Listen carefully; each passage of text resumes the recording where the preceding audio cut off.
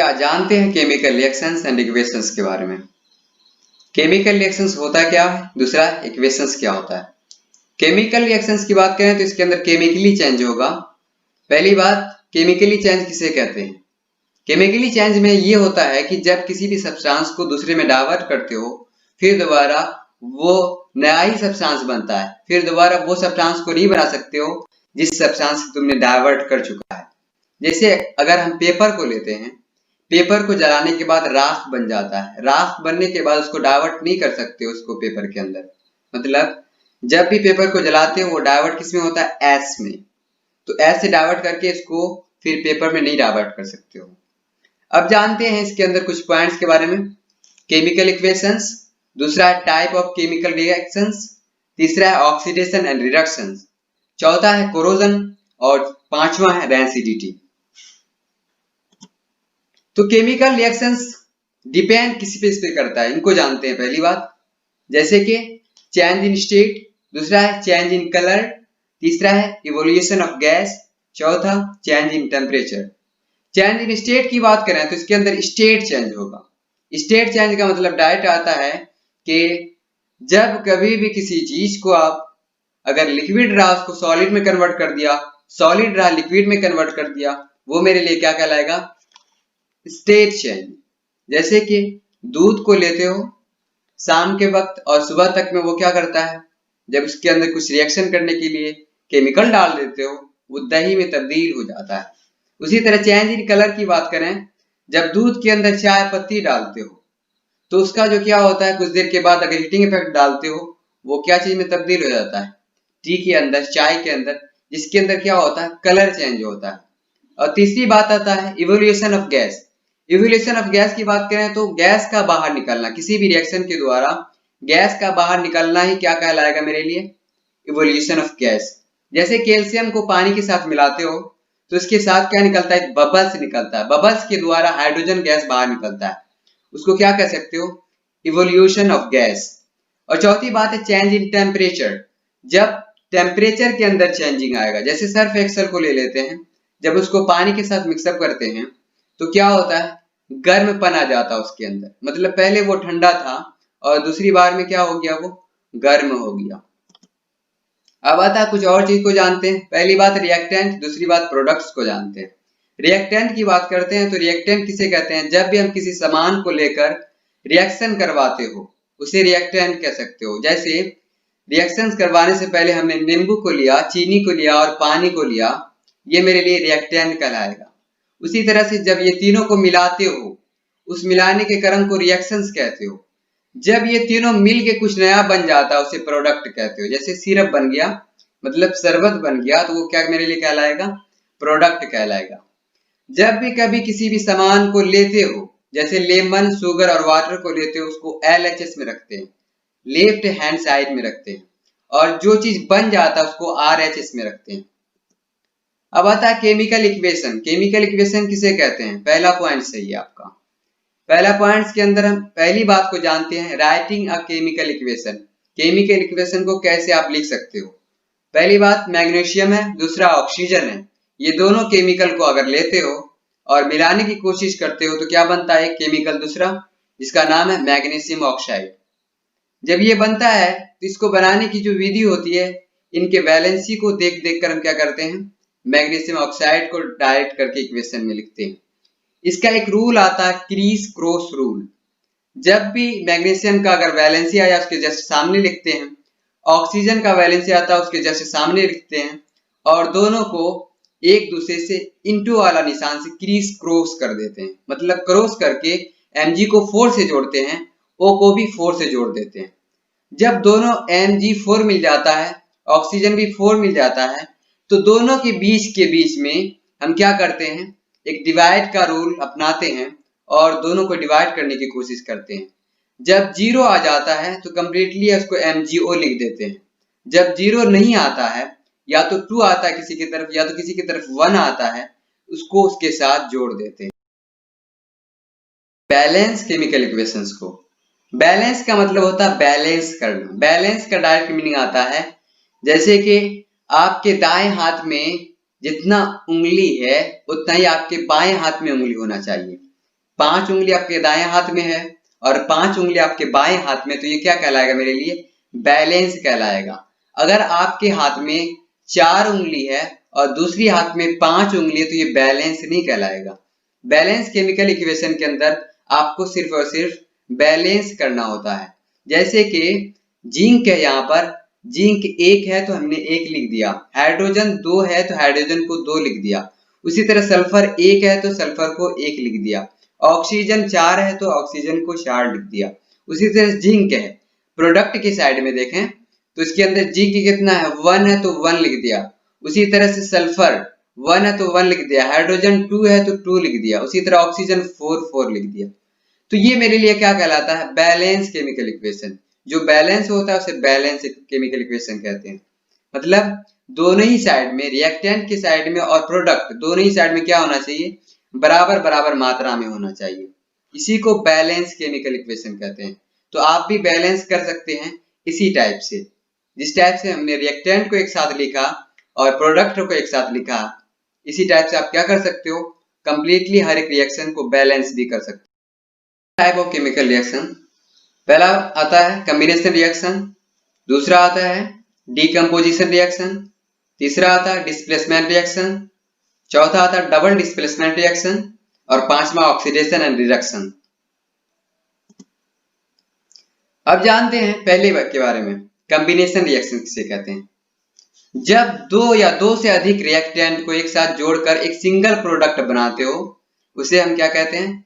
Combination reaction. जैसे carbon dioxide बना हुआ यहाँ पर और हीट बना है, सिंगल प्रोडक्ट बना है, इसके साथ क्या किया हो? कार्बन और ऑक्सीजन दोनों को ही मिला दियो तो एक चीज बनता है। दो चीज को मिलाए और बन रहा है क्या? एक चीज। वो मेरे लिए क्या कहलाता है? Combination reaction. जब कार्बन को ऑक्सीजन के साथ मिलाते हो और एक चीज बनता है, कार्बन डाइऑक्साइड प्लस हीट बाहर निकलता है, बनता है लेकिन एक ही प्रोडक्ट, उसी को हम क्या कहते हैं? Combination reaction. अब आता है डिकम्पोजिशन रिएक्शन। डिकम्पोजिशन रिएक्शन के अंदर ये होगा कि जब सिंगल प्रोडक्ट को, एक ही चीज को आप दो या दो से अधिक पार्ट में बांट देते हो। जैसे कैल्शियम कार्बोनेट को आप calcium oxide plus carbon dioxide में डाइवर्ट करते हो, ये मेरे लिए क्या कहलाएगा? Decomposition reaction. जिसके अंदर लाइमस्टोन है उधर क्या बन रहा है? क्विक लाइम बन रहा है, CaO, और कार्बन डाइऑक्साइड क्या हो रहा है? बाहर निकल रहा है। मतलब एक चीज से डबल प्रोडक्ट बनना, उसे ही हम क्या कह सकते हो? डीकम्पोजिशन रिएक्शन कह सकते हो। अब आता है तीसरा डिस्प्लेसमेंट रिएक्शन। डिस्प्लेसमेंट रिएक्शन में क्या होता है कि जब भी कभी किसी भी रिएक्शन के दौरान एक कमजोर रिएक्शन वाले पार्टिकल्स या कमजोर रिएक्शन वाले एलिमेंट्स को भगाकर कोई और पावरफुल रिएक्शन वाले एलिमेंट्स अपना जगह ले ले, उसको डिस्प्लेसमेंट रिएक्शन कहते हैं। डिस्प्लेस कर देना, एक जगह से दूसरी जगह तब्दील कर देना, डिस्प्लेसमेंट रिएक्शन कहलाता है।